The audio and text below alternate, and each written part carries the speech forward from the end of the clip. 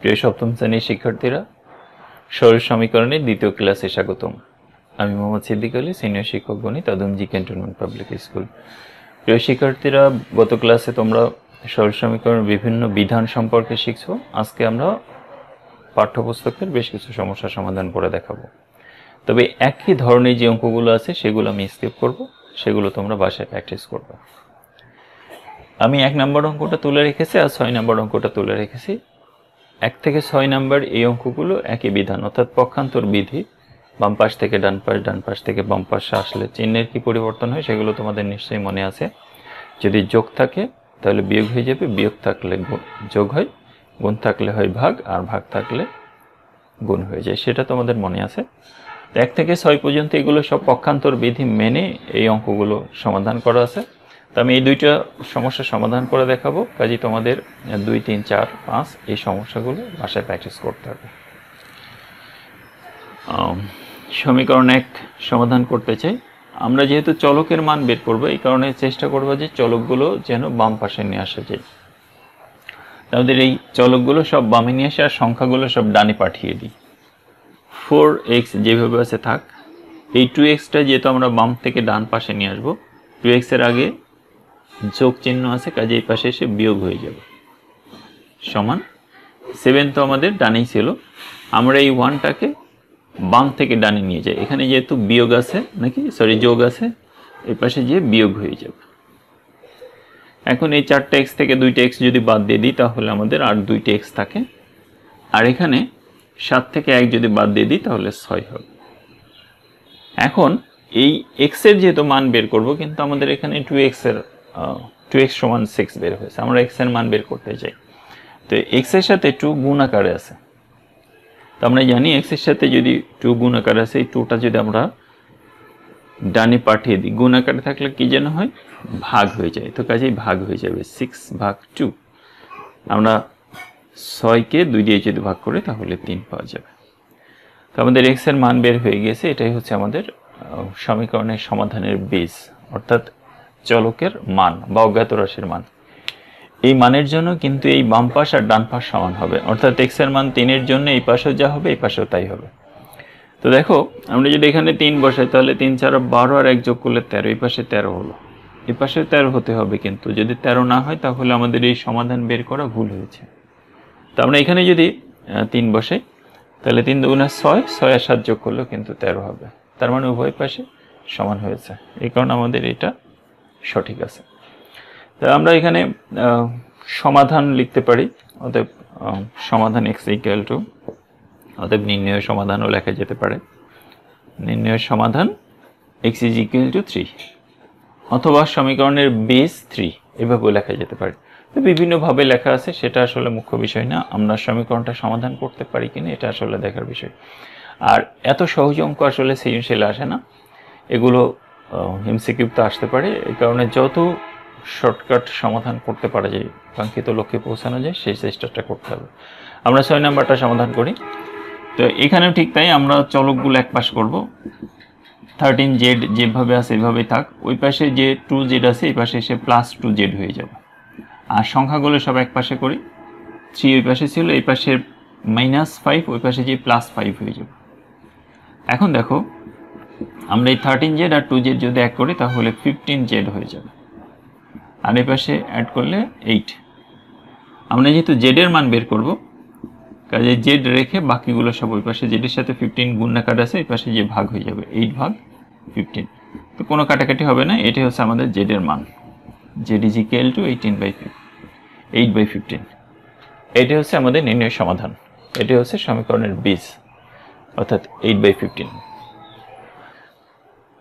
তোমাদের নিশ্চয়ই মনে আছে আর গুণন বিধিতে এই লবের সাথে এই হর গুণ আর এই লবের সাথে এই হর গুণ করতে হয়। তো আমরা এই দুইটা আগে গুণ করি, অর্থাৎ x × 3 = 4 × 1।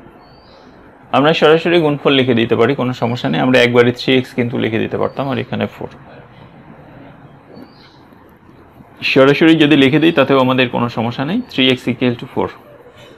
আমরা x এর মান বের করব, দ্যাট ইজ x = 4/3। এটা হচ্ছে আমাদের নির্ণয় সমাধান।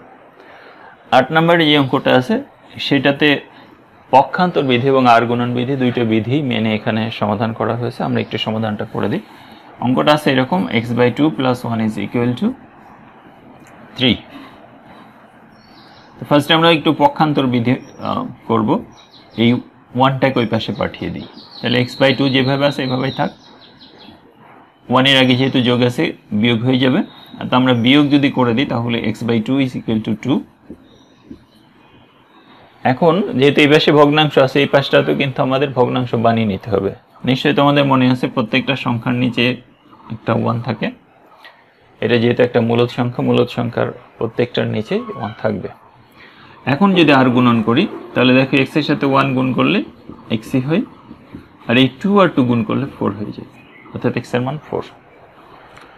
তো 8 নম্বর অঙ্কটাতে x এর মান 4 আসছে, অর্থাৎ 4টাই হচ্ছে এই সমীকরণের বেস, অর্থাৎ নির্ণয় সমাধান x = 4 আমরা এইভাবে লিখতে পারি। আমরা পরবর্তী সমস্যায় চলে যাই। দেখো এখানে আমরা প্রতিসাম্য বিধি আগে যদি মেনে নিই, তোমাদের মনে আছে প্রতিসাম্য বিধি এর বাম পাশটা ডান পাশ, আর এই বাম পাশটা ওই পাশে পাঠিয়ে দিতে হবে। তো আমরা প্রতিসাম্য বিধি মেনে কাজ করতে পারি, অথবা সরাসরি চলকগুলো এক পাশ করে ফেলি, x/3, আর এই x/2 এই পাশে আসলে -x/2 হবে, আর 7 মাইনাস এই 5টা এই পাশে যে মাইনাস হয়ে যাবে। এখন আমরা একটা লসাগু করে দিই। এই 3 আর 2 এর লসাগু নিশ্চয়ই 6 হবে, বুঝতে পারছো। এখন এই 6কে যদি 3 দিয়ে ভাগ করি 2, সেই 2x এর সাথে গুণ করলে 2x। এখানে 6কে 2 দিয়ে ডিভাইড করলে হবে 3, সেই 3x এর সাথে মাল্টিপ্লাই করলে 3x = এখানে মাইনাস যদি করি তাহলে 2। তোমাদের নিশ্চয়ই মনে আছে আর গুণন বিধি, এখানে 1 হয়। আমরা এক কাজ করি, এখানে কি মাইনাস করে নিই, -x/6 = 2/1।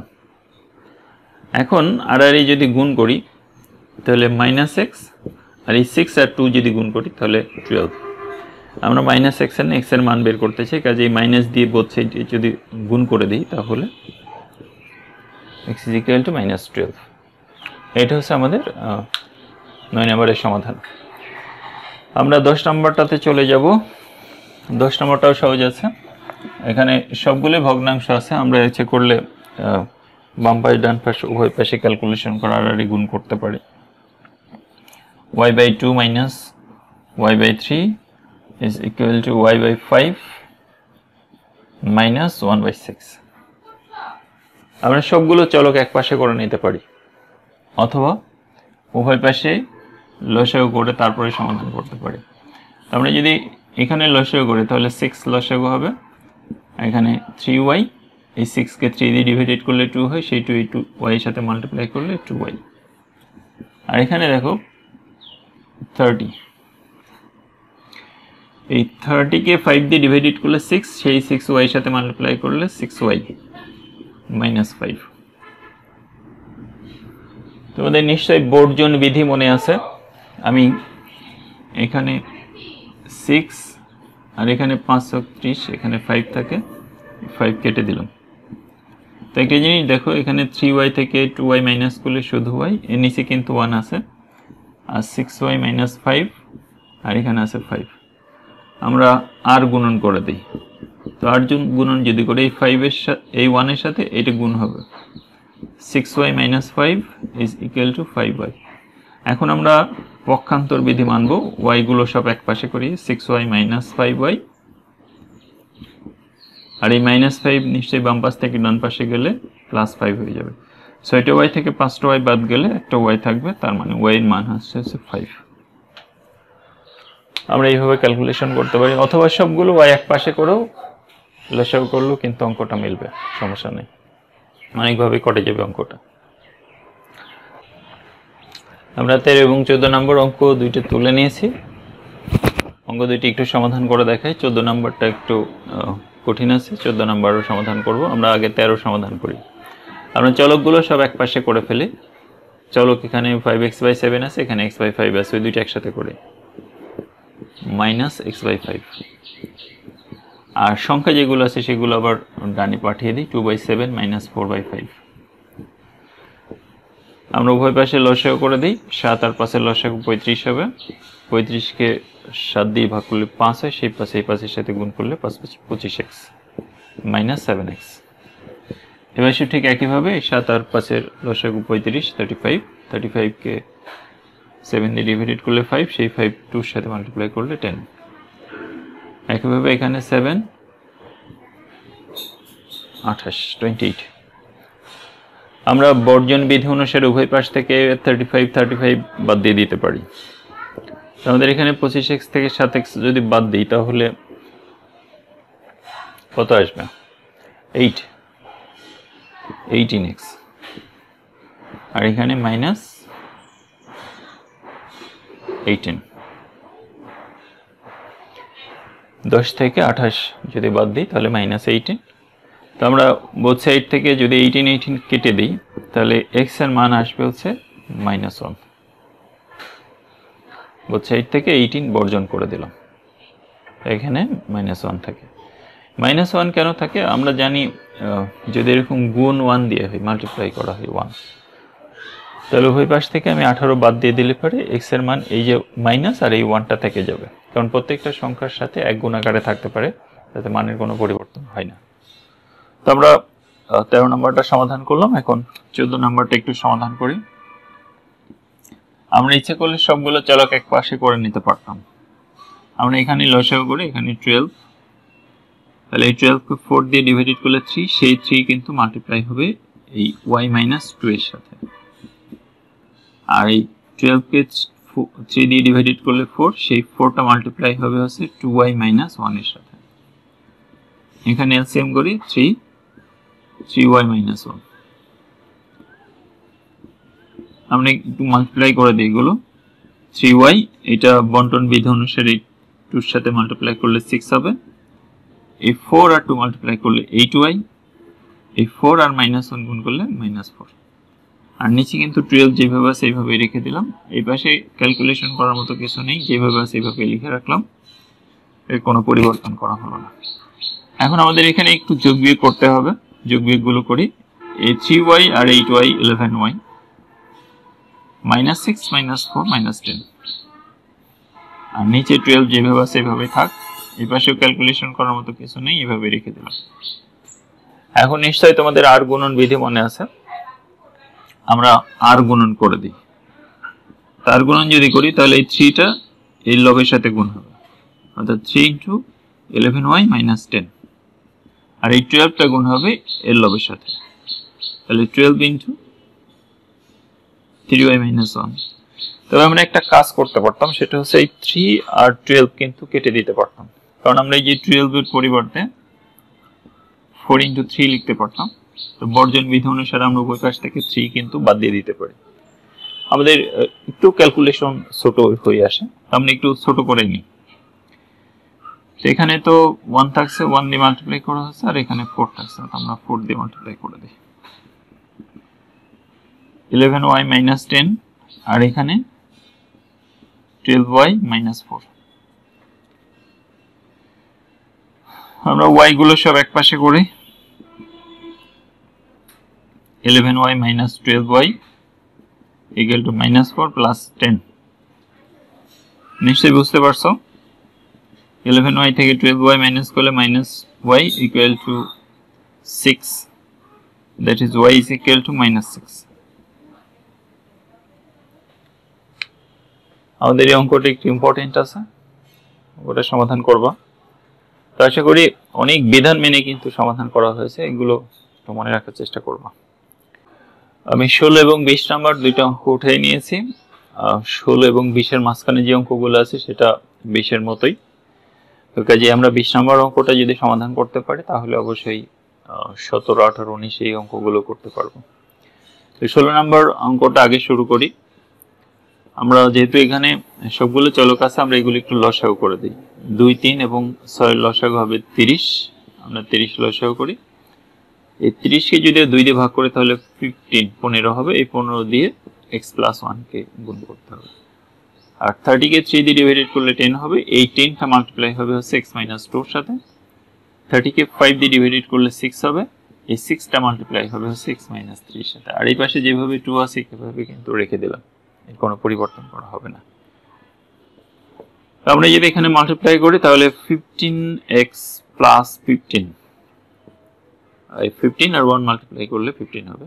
এবার এই -10 দিয়ে মাল্টিপ্লাই করে দেব, -10x, এই মাইনাস মাইনাসে প্লাস 20, এখানে মাল্টিপ্লাই করে দিই, -6x, মাইনাস মাইনাসে প্লাস 18, আর নিচে যে 30 আছে এইভাবেই থেকে গেল, আর ইকুয়াল টু 2 যেভাবে আছে এভাবে রেখে দিলাম।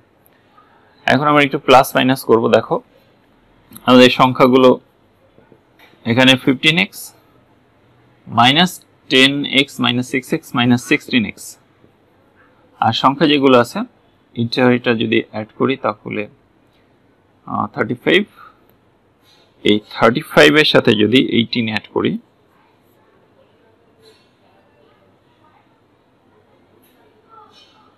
+53 হবে। আর এই পাশে যে 30 আছে এভাবেই থেকে গেল। আমরা একটু 15x থেকে 16x মাইনাস করলে পারে -x +53, আর এই পাশে যে 30 আছে এভাবেই কিন্তু থেকে গেল।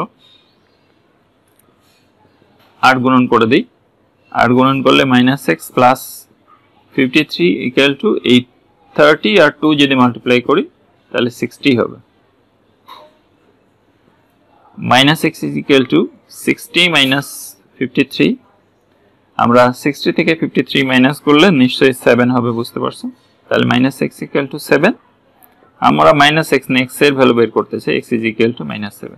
এটা হচ্ছে আমাদের সলভ। তো ক্যালকুলেশন একটু কঠিন আছে, তোমরা একটু ধৈর্য ধরে করবা, আমি যেরকম করেছি এরকম ধৈর্য ধরে করবা। আমরা 20 নম্বর সমস্যাটা সমাধান করব। তো 20 নম্বরে দেখো এই দুইটা রাশি গুণ করতে হবে, কোনো চিহ্ন নাই, এখানে ইনটু আছে, এই ইনটু করে দিতে আগে। তো গুণ নিশ্চয়ই তোমাদের মনে আছে, আমরা গুণের অধ্যায় যখন করেছিলাম 4.1-2 এ, তখন নিশ্চয়ই মনে আছে তোমাদের। আমি এটা একটু গুণ করে দিই, যদি z দিয়ে গুণ করি, z ইনটু z প্লাস 2, আর -1 দিয়ে যদি গুণ করি z প্লাস 2, এটা হবে। আর ফার্স্ট এই z দিয়ে এটাকে গুণ করি, z ইনটু z মাইনাস 2, এবার +4 দিয়ে যদি গুণ করি তাহলে z মাইনাস 2। বাচ্চাদের মতো গুণ করলাম, তোমরা যদি একবারে গুণ করতে পারো তাহলে গুণ করে দিও, z স্কয়ার প্লাস 2z, এখানে -1 দিয়ে যদি গুণ করি তাহলে -z মাইনাস 2, আর এখানে গুণ করলে z স্কয়ার মাইনাস 2z, এখানে 4 দিয়ে যদি গুণ করি তাহলে 4z মাইনাস 8। তো আমরা এক কাজ করি, উভয় পাশ থেকে z স্কয়ার বর্জন করে দিই। দেখো 2z থেকে একটা z যদি বাদ চলে যায় তাহলে একটা z থেকে যায়, তাহলে z মাইনাস 2, আর এই পাশে দেখো এই 4z থেকে 2z বাদ, তাহলে 2z থাকে -8। আমরা এক কাজ করি, z গুলো সব এক পাশে করি, z মাইনাস 2z, আর সংখ্যাগুলো এক পাশে করি, এই -8 এইভাবেই থাকলো, এই 2 টা এই পাশে যে +2 হয়ে গেল।